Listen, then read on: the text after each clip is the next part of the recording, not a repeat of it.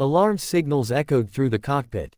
"We've been hacked. The radar is identifying all civilian aircraft as hostile targets," the trembling co-pilot shouted. "I can't reach control, every communication channel is completely compromised." In the passenger cabin, a young dark-haired woman looked up from her laptop. She quickly put on technical headphones and moved with determined steps straight toward the cockpit. With steady resolve, she connected a data cable and typed commands rapidly, her voice slightly shaking. "Override. Access level, Falcon 01. The cockpit lights went dark for 3 seconds. The aircraft dropped out of target lock. But seconds later, U.S. military radars screamed to life. "Deploy F-22s immediately. Entity transmitting as Falcon 1.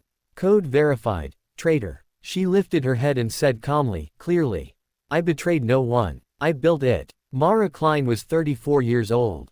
A cybersecurity architect. Former lead engineer of Project Falcon, a top-secret system that once controlled global military identification networks.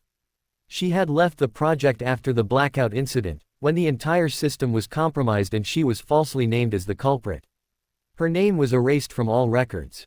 Access revoked. Clearances stripped. Now Mara was officially just a civilian consultant, traveling on a commercial flight from New York to Reykjavik to visit the grave of an old teammate. She wore plain clothes and a bracelet with an outdated chip, the only thing she had left from Falcon 1. At airport security, an officer asked, "May we scan that chip?" Mara smiled softly. "Just a souvenir." On board, she chose a seat near the emergency control panel, a habit from her years designing flight systems. "You're an engineer. That laptop looks ancient," a passenger remarked. Mara gave a faint smile and opened an old source file. The text, Falcon-1 root kernel, was still visible. The lead flight attendant, Sarah, later recalled. She was polite, calm, but her eyes looked like someone who had seen war. A man whispered suspiciously, "Never trust former military engineers." Mara replied quietly, "Sometimes you have to break things to save them." As the situation escalated, Mara noticed what no one else did. The communication failures followed obsolete Falcon protocols. Someone was using her own system as a weapon.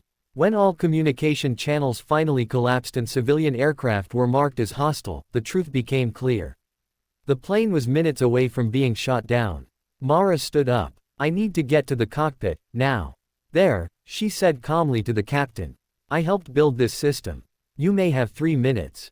Disbelief turned into fear, then into hope. With trembling fingers, she entered the founder code. The displays went dark. Then they returned, the target lock was gone. But new alarms erupted. Now Mara herself was classified as the threat. 2 F-22 jets appeared alongside the aircraft. "Civilian aircraft, you are carrying a hostile entity." Mara whispered, "They think I'm the attacker." Taking one final risk, she transmitted a signal only the true creator could know, not by radio, but through coded light pulses readable by military sensors. At NORAD headquarters, screens froze. Biometric signatures confirmed it. Mara Klein was alive. An F-22 pilot recognized the final verification phrase, words drilled into him long ago. "When in doubt, choose life over protocol." He aborted the strike. The aircraft was safely escorted. No one died. Later, the truth came out. Mara Klein had not betrayed Falcon-1, she had stopped it to save lives. Project Falcon was terminated. It was replaced by Project Klein, an ethics framework for military AI. Mara declined any offer to return.